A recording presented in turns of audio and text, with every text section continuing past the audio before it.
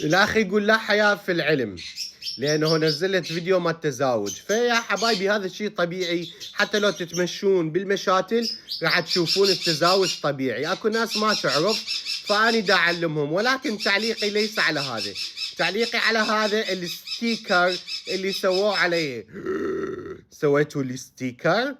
اني تسووا لي ستيكر راح ارفع عليكم دعوة قضائية، ترى اني اختي محامية. فبما انه سويتوا لي ستيكر يلا اني قابل، مو مشكلة. تحياتي لكم عبود.